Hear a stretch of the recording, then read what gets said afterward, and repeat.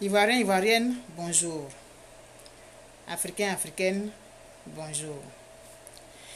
Nous sommes aujourd'hui 31 juillet 2020 et compte tenu de l'abondance et des rebondissements dans l'actualité de notre pays, je me sens tenue de m'imposer à vous chaque jour, de m'imposer dans votre téléphone, dans votre cellulaire comme on dit. Mais la situation de notre pays nous préoccupe tous, même si nous sommes à l'extérieur, et donc nous nous invitons comme ça tous les jours en tant que citoyens. Même si nous vivons à l'extérieur, nous avons notre mot à dire dans ce qui se passe dans notre pays. Avant de continuer l'objet de ce direct, j'aimerais partager avec vous quelque chose dont plusieurs se souviendront, ceux qui sont de ma génération du moins, se souviendront, et j'espère que ça va réveiller au fond d'eux quelques doux souvenirs, et ce souvenir et ce réveil de douces réflexions va pousser à poser un acte positif en faveur de ce pays-là. Je vais donc vous faire écouter ça et puis on continue.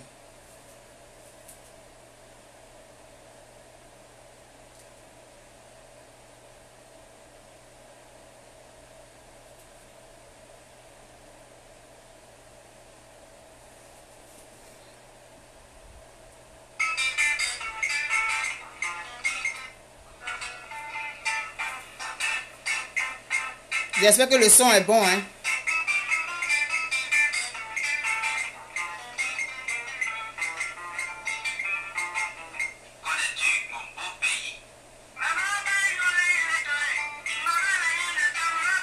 Est-ce que vous entendez bien?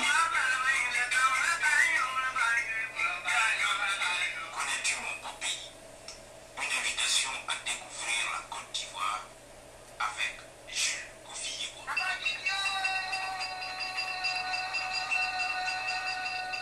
Est-ce que le son est bon?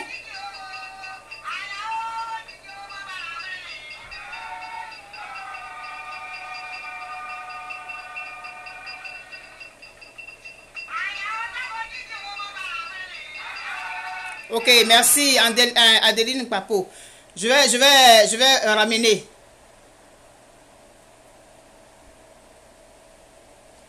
Oh là là. Ça dure juste quelques secondes.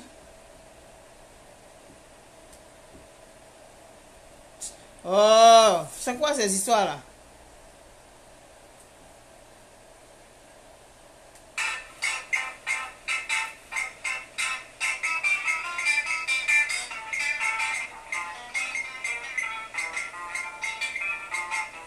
Connais-tu mon beau pays? Merci. Connais-tu mon beau pays? Une invitation à découvrir la Côte d'Ivoire avec Jules Kofi-Yebo.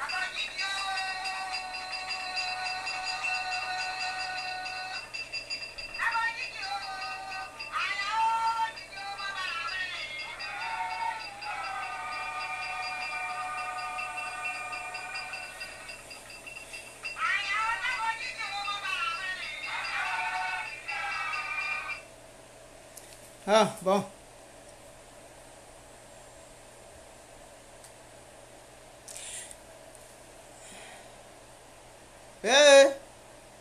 Excusez-moi, oh, je me débrouille dans mes affaires là, et puis je suis en train de tout mélanger ici. Oh!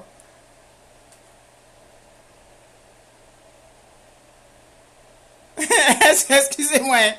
Oh, je suis en train de tout mélanger, tout ce que j'ai prévu là. Vraiment. Débrouiller n'est pas voler, hein.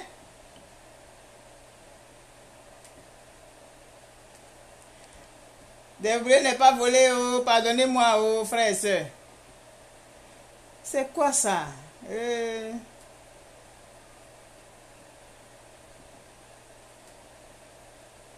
Bon, j'ai préparé mes trucs. Laurent Gbagbo has been arrested.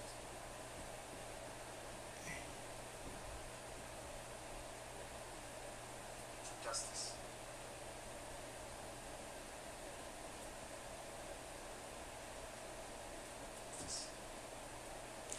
Ah bon.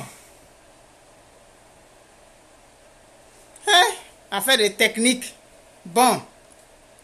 Pour ceux qui se souviennent de cette chanson-là, ça c'est quand on était au primaire dans les années 60, 70, jusqu'à peut-être, je sais pas jusqu'à quelle année, mais en tout cas, quand moi j'étais à l'école primaire, on entendait cette chanson-là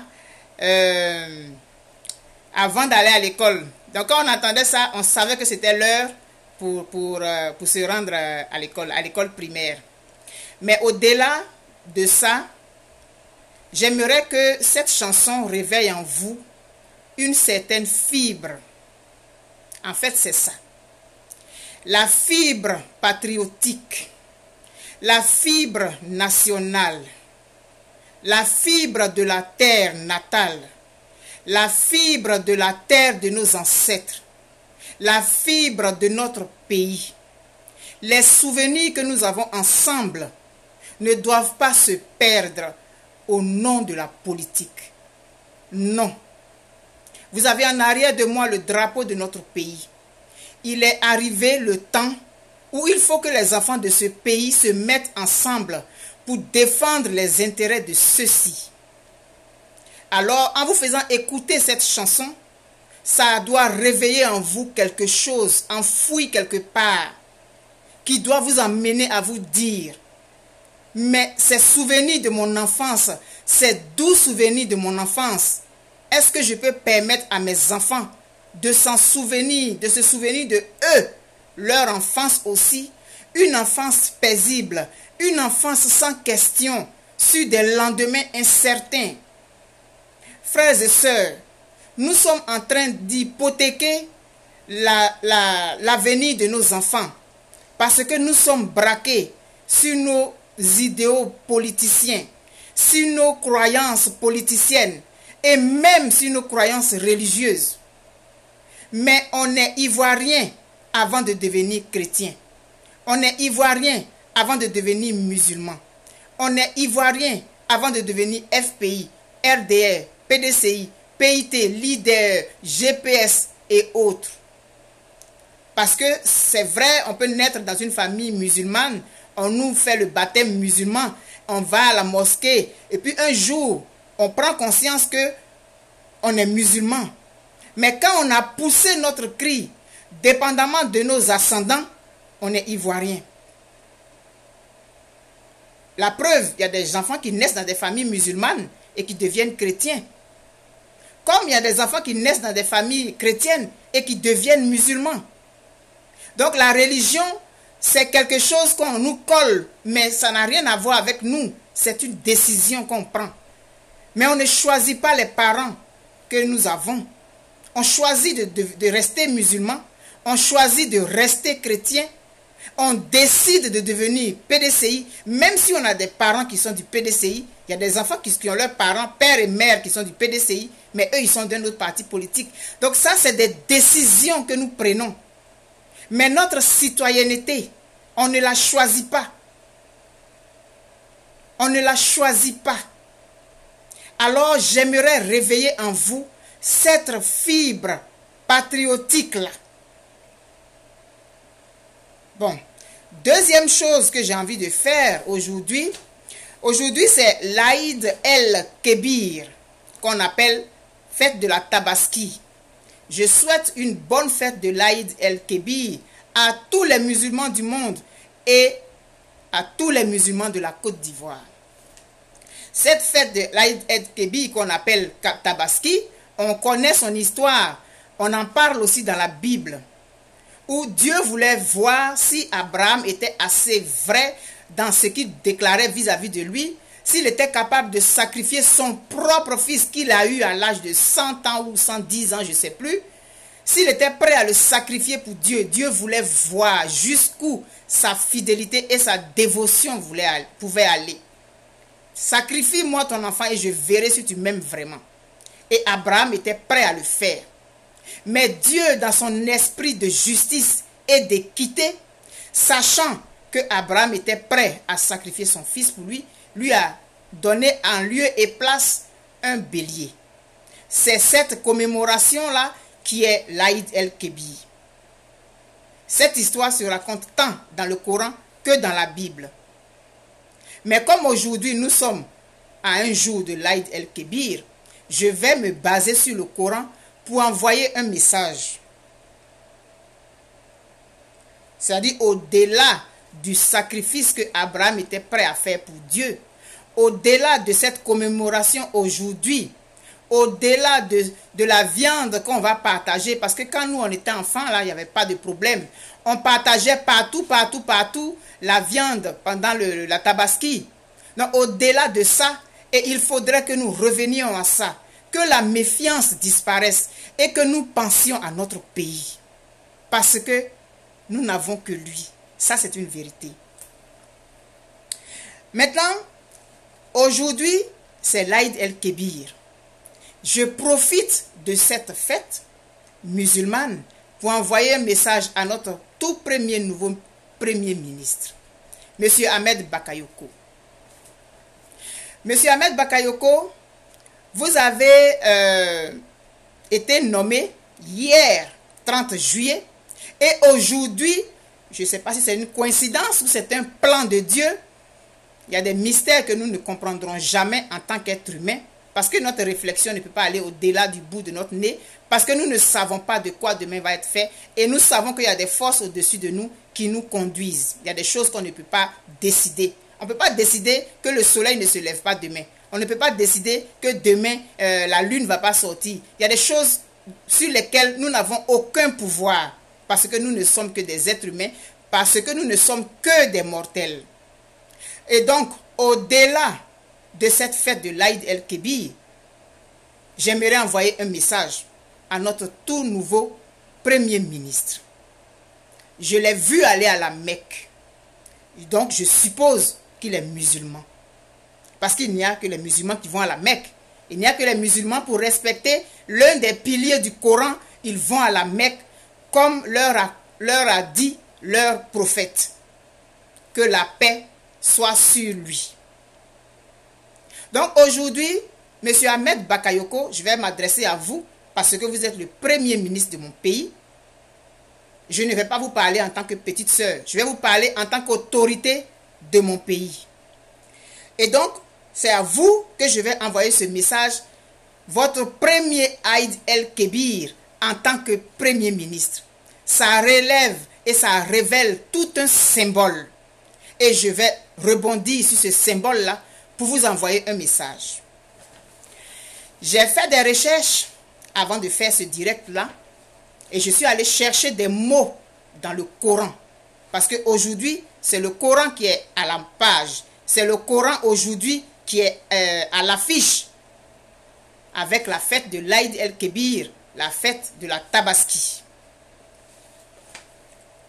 Donc, il y a un verset dont je vais lire, j'ai fait les recherches, j'ai noté les informations que je vais vous lire. Il y a un verset dans le Coran que le prophète, paix et salut sur lui, considérait comme étant celui qui résume le mieux les recommandations de l'islam. Du fait de son importance, le compagnon Sayyidna Umar ibn al-Khattab, que Dieu l'agrée, le répétait très fréquemment et en faisait même la finalité de tous ses sermons de vendredi, ce qu'ont repris après lui plusieurs prêcheurs jusqu'à nos jours. Ce verset se trouve dans la sourate Al-Nal, les abeilles. Allah dit, certes, Allah commande l'équité, la bienfaisance et l'assistance aux proches. Et il interdit la turpitude, l'acte répréhensible et la rébellion. il vous exhorte afin que vous vous souveniez. Je vais reprendre. Je dis, j'ai fait des recherches sur le net. Dépendamment du message que j'ai envie d'envoyer à notre nouveau Premier ministre, qui fait son premier Aïd el-Kébir au lendemain de sa nomination. Est-ce que c'est Dieu qui lui envoie un message? Je n'en sais rien. Moi, je saisis ça pour lui envoyer moi mon message. Et c'est ainsi que je suis allé trouver le verset qui est dans la sourate Al-Nal, les abeilles, où Allah dit, certes, Allah commande l'équité, la bienfaisance et l'assistance aux proches. Et il interdit la turpitude, l'acte répréhensible et la rébellion. Il vous exhorte afin que vous vous en souveniez. Ça vient du Coran, ce n'est pas moi qui ai inventé. Ça vient de la sourate Al-Nal, les abeilles. Vous pouvez aller vérifier. Dans une vidéo il y a quelques jours, je disais que nous, les Noirs d'Afrique, nous avions des valeurs, nous avions des façons de nous comporter avant que la religion ne vienne. Les valeurs ne sont pas venues avec la religion. Les valeurs de respect, de pardon, de partage, tout ça là, c'est des valeurs que nous avions. La preuve, dans les contes que nos parents ont fait aux enfants, ces valeurs-là, on les véhiculait. Et aujourd'hui, la religion est arrivée. La religion dit des choses que nous savions déjà. Donc, en principe, ça doit être multiplié par 2 dans notre conscience, dans notre mémoire collective. Et donc, voilà ce que la sourate Al-Nal, les abeilles, a dit. Ce verset, comme vous pouvez l'observer, comporte 3 recommandations et 3 interdits. À la tête des recommandations, Allah ordonne. Allah ordonne. Faites attention aux mots. Allah ordonne l'équité, la bienfaisance et l'assistance aux proches. On devrait se demander pourquoi alors Allah a parlé en premier de l'équité. C'est tout simplement parce que cette vertu doit être la base de tout élément et de toute relation. Ainsi, le monde ne peut connaître de stabilité si l'équité et l'égalité ne régissent pas la relation entre les hommes. Toute communauté et toute société qui ne saurait établir l'équité au sein même de son mode de fonctionnement ne peut être contrainte qu'au déclin. Toute communauté et toute société qui ne saurait établir l'équité au sein même de son mode de fonctionnement ne connaîtra que le déclin. Par ailleurs, si nous devons réconcilier 2 groupes de personnes, Dieu nous rappelle que ceci doit être accompli sur la base de la justice et de l'équité. Voilà le fruit de mes recherches sur le net. La sourate a parlé de l'équité, de la bienfaisance et de l'assistance aux proches. Monsieur Ahmed Bakayoko, Premier ministre de la Côte d'Ivoire, c'est à vous que je m'adresse ce matin. Vous êtes une autorité de mon pays. Je m'adresse avec vous avec le respect que me confère votre position, mais aussi par rapport à l'éducation et aux valeurs qu'on m'a inculquées. Je vous parle avec tout le respect dû à votre rang.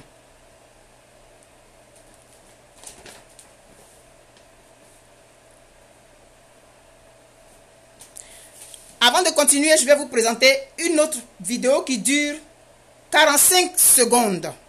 C'est pas long. Et puis après, nous allons continuer. Parce que je suis en train de parler au Premier ministre de mon pays qui est musulman.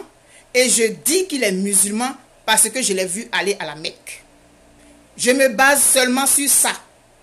Je ne fais pas d'extrapolation, je ne fais aucune interprétation. Je l'ai vu aller à la Mecque, donc c'est El Hadj, normalement El Hadj Ahmed Bakayoko. Donc je m'adresse aux musulmans en me basant sur une sourate du Coran pour lui envoyer mon message le jour de l'Aïd el-Kébir, qui est le jour du partage, le jour du sacrifice.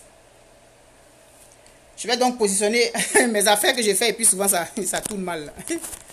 J'ai positionné la vidéo. Elle n'est pas longue. J'espère que vous allez bien voir. Elle est tellement courte que concentrez-vous.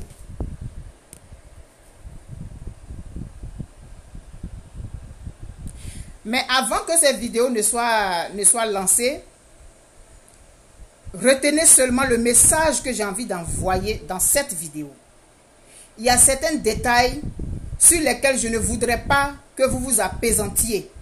Parce que les images que je vais vous présenter sont choquantes. Pour toute personne qui est amoureuse de la justice, pour toute personne qui est amoureuse de l'équité, ces images peuvent choquer. Mais c'est avec le passé qu'on construit le présent et avec le présent, on détermine le futur. Donc tout ce qui s'est passé dans le passé doit nous servir pour le futur.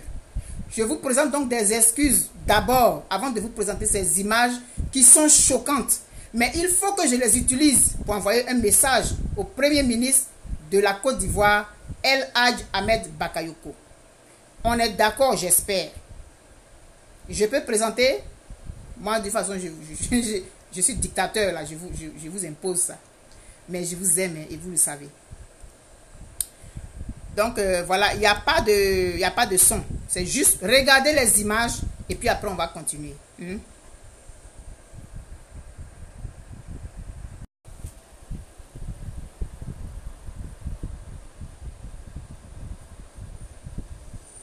Regardez bien les personnes qui sont dans cette vidéo. Je sais que vous la connaissez la vidéo, vous l'avez déjà vue.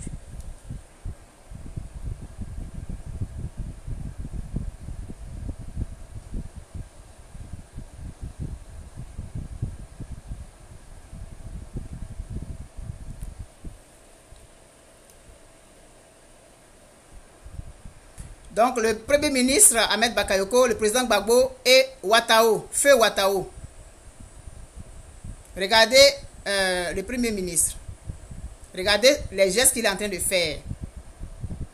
Regardez très bien.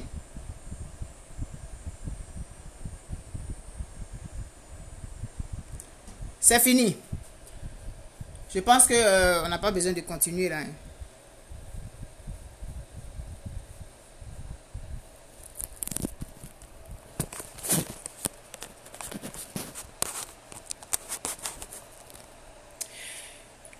Je m'incline respectueusement devant la dépouille de M. Ouattao, de Feu Ouattao, qui est un Ivoirien.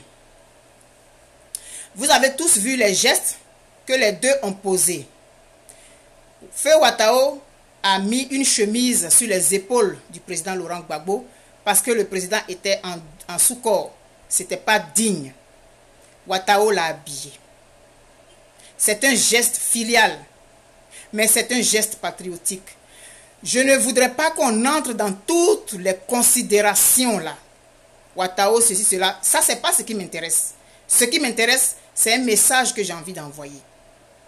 Ouattao a mis une chemise sur le président Laurent Gbagbo pour préserver un peu de dignité à cet homme. Ensuite, on voit le Premier ministre, notre nouveau Premier ministre, en train de calmer quelqu'un qui m'avait l'air d'être trop chaud. Je ne sais pas si vous voulez que je vous représente la vidéo, c'est juste quelques secondes, mais de toute façon, elle est sur le net. Le Premier ministre Ahmed Bakayoko, est-ce que vous m'entendez bien? Il y a quelqu'un qui dit que le son n'est pas bon. Bon, en tout cas, je pense que c'est bon. Si ce n'était pas bon depuis, on m'aurait dit. Donc, frère Diken, il faut revoir ton son, s'il te plaît.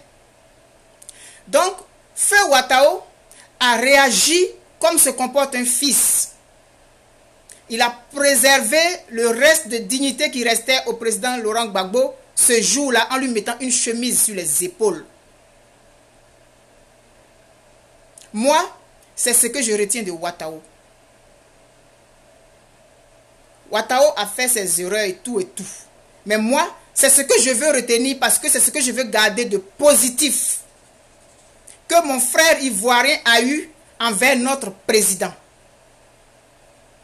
Ensuite, on voit le premier ministre Ahmed Bakayoko en train de calmer quelqu'un qui s'échauffait.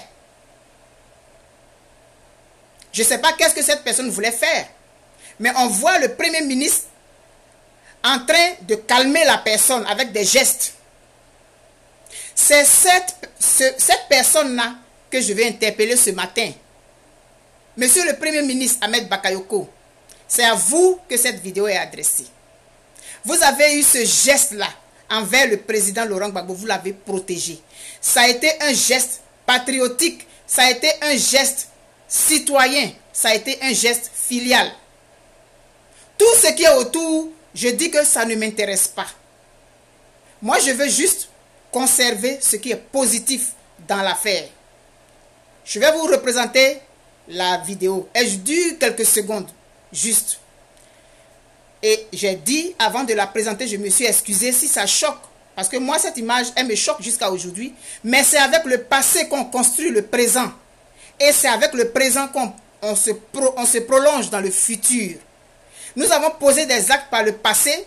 Il faut que nous les rappelions toujours pour que ces actes-là nous servent, pour ne pas que nous fassions les mêmes erreurs.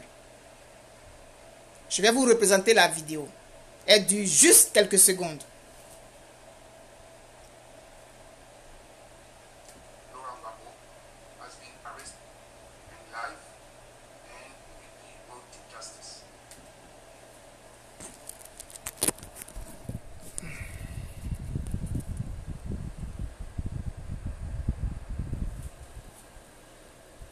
Donc là, voilà la vidéo. C'est un peu flou parce que c'est quand même vieux là. Regardez très bien les gestes de Ouattao et puis du Premier ministre Ahmed Bakayoko. C'est ce que je voudrais que vous reteniez. Parce que moi, je ne veux garder que le positif.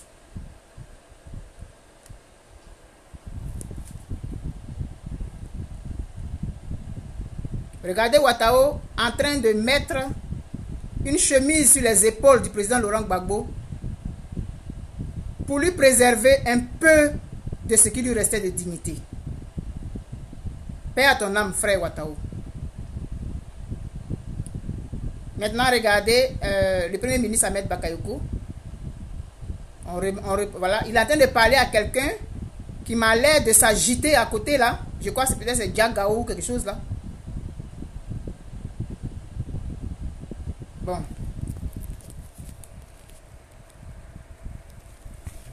Monsieur Ahmed Bakayoko, Premier ministre de la Côte d'Ivoire.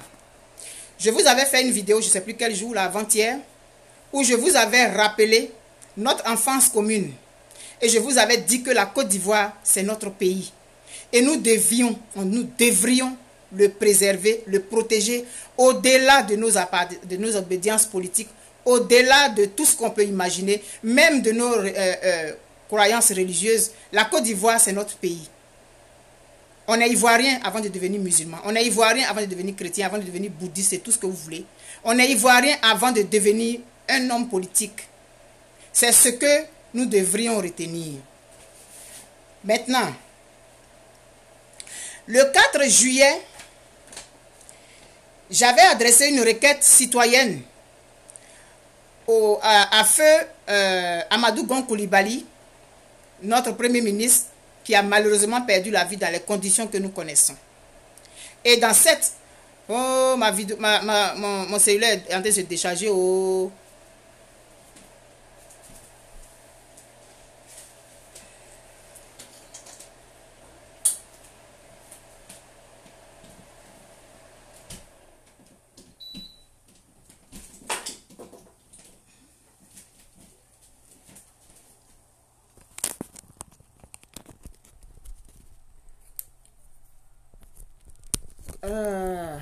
Vraiment, hein, mon cher, je me débrouille. Oh. Voilà le cellulaire qui est en train de se décharger. Bon, excusez-moi, oh, pardon, frères et sœurs. Je me débrouille. Oh là là. Excusez-moi oh, pour le temps que je vous fais perdre avec mes micmacs là. Bon, donc, j'avais donc adressé une... Moi, j'aime quand c'est bien chic là. Je vous respecte trop là, donc il faut que ça soit toujours bien chic. J'avais donc adressé une requête en tant que citoyenne, simplement en tant que citoyenne, au Premier ministre, paix à son âme, Amadou Gon Coulibaly.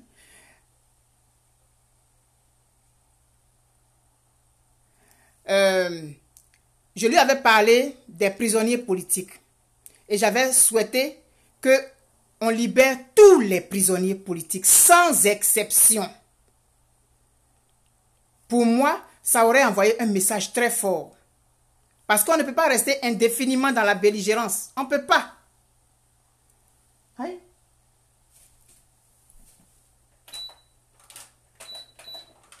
On ne peut pas rester indéfiniment dans la belligérance. À un moment donné, il faut qu'on arrête. Donc, poser cet acte allait envoyer un acte fort. Surtout que lui, il était en train de se préparer pour être président.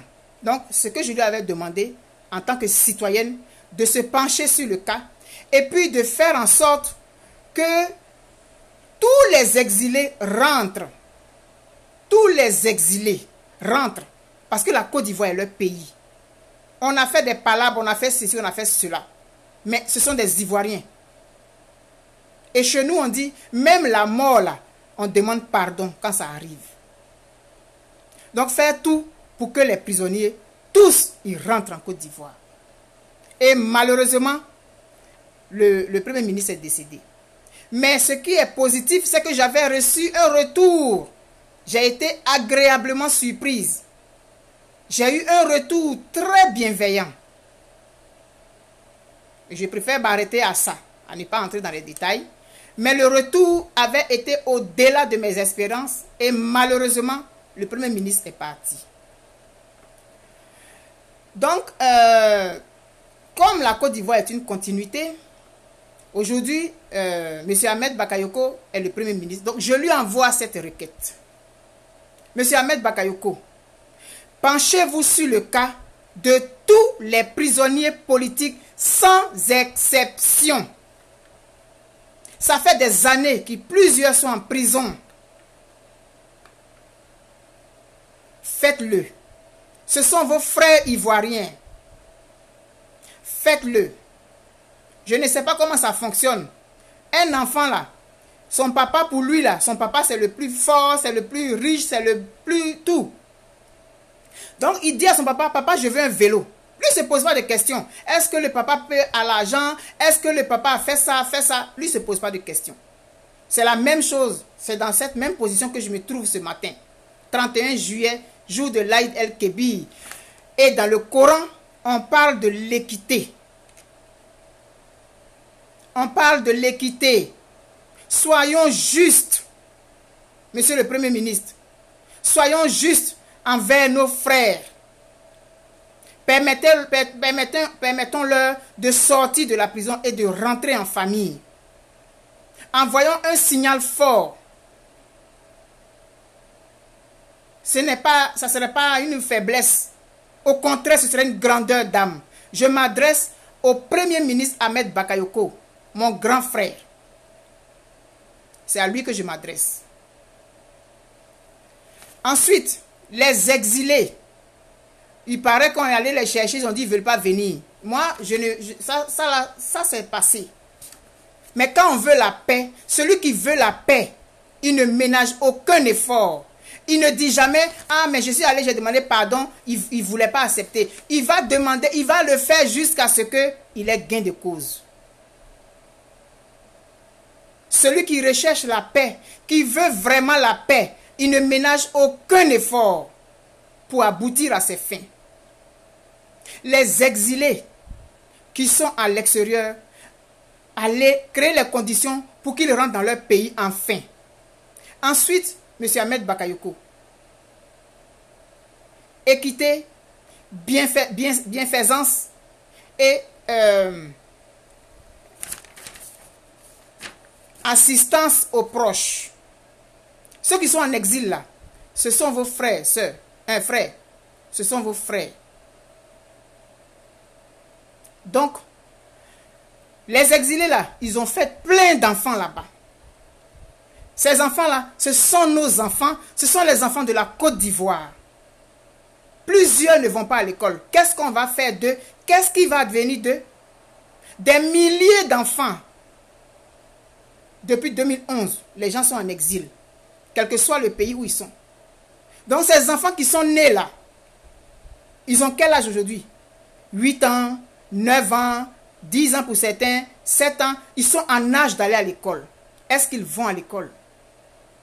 Ces enfants-là, ce sont nos enfants. Monsieur Ahmed Bakayoko.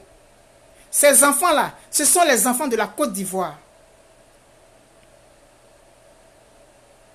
Celui qui veut la paix, celui qui cherche la paix, ne ménage aucun effort.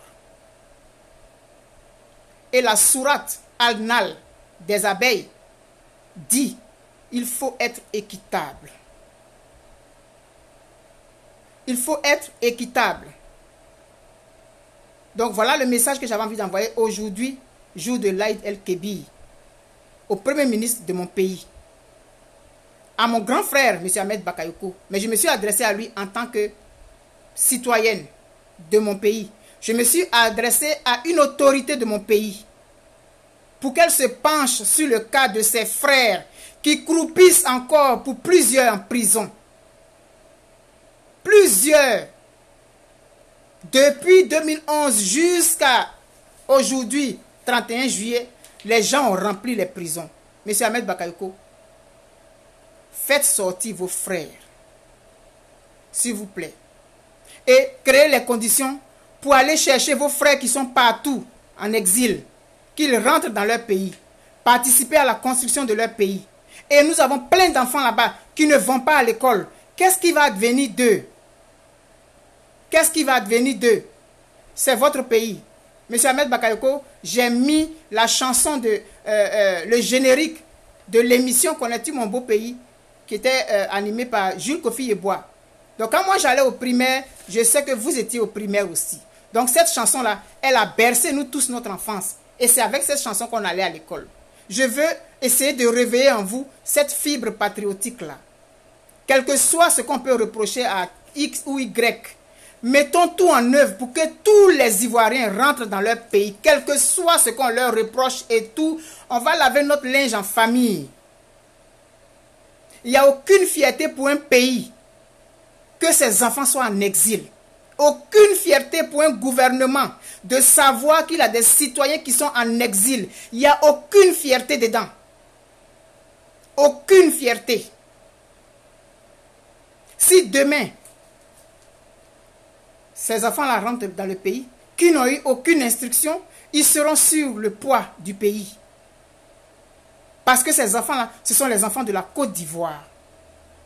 Voilà le message que j'avais envie de vous envoyer aujourd'hui, Monsieur le Premier ministre. Aujourd'hui, jour de votre premier Aïd el-Kébir en tant que Premier ministre. Il y a des choses qu'on peut prévenir. Il y a des choses qui échappent à notre contrôle. Mais il y a des choses qu'en tant qu'être humain, on est capable de faire. Moi, en tant qu'être humain, je ne peux pas décider quand le soleil se lève.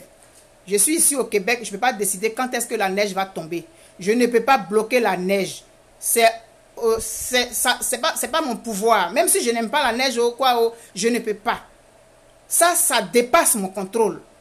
Mais c'est ma responsabilité de chercher à m'entendre avec tout le monde pour créer un environnement paisible. Voilà pourquoi je vous envoie ce message aujourd'hui.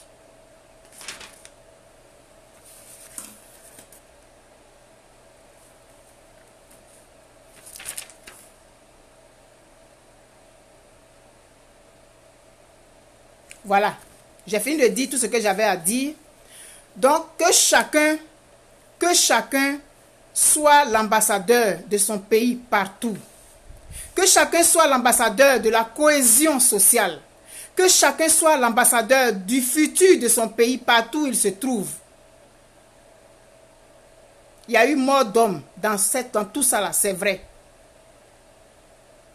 Mais un jour, on s'assoit. Et puis on se parle. Parce qu'on ne va pas rester indéfiniment dedans. Ça ne nous honore pas Ça n'honore personne. Certains en sont fiers, mais il n'y a aucune fierté à avoir son peuple en exil. Aucune fierté, aucune. Aucune. Des milliers d'exilés en dehors de leur pays, des milliers. Et la vie continue. Et pourtant, tous les jours, parce qu'on est vendredi, on est jour de Aïd el-Kébi, tous les jours, on s'en va à la mosquée, on nous parle là-bas. Mais nos frères gémissent, nous, on vit notre vie, c'est pas normal. Tous les dimanches, on s'en va à l'église. On est content parce qu'on a nos frères qui ne nous ont pas suivis où on voulait aller. Ils souffrent, mais on s'en fout. On mange, on rit, on dort. Non. Quelle est l'âme de notre pays actuellement? L'âme de notre pays, elle est quoi? Elle est lourde. Une mère ne saurait voir ses enfants divisés. Donc, M. Ahmed Bakayoko, vous êtes le Premier ministre. Voilà pourquoi je vous envoie ce message. Bientôt, on va avoir le 7 août. J'avais envoyé un message à Feu Amadou Kon Coulibaly. J'avais eu un très bon retour. Je ne croyais même pas que c'était possible.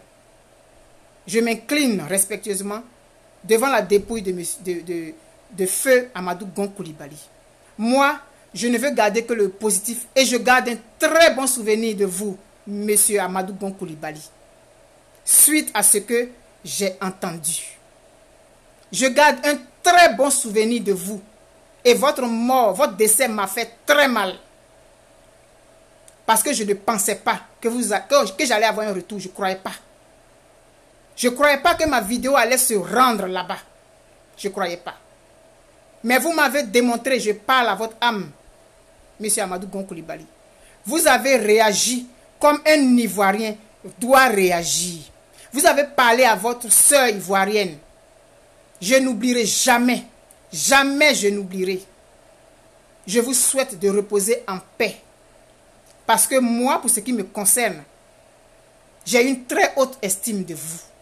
Suite à ce que j'ai entendu, suite à cette vidéo, que pour moi, je lançais dans le désert. Je pensais que je prêchais dans le désert, mais je n'ai pas prêché dans le désert. Reposez en paix, Monsieur Amadou Gon Coulibaly.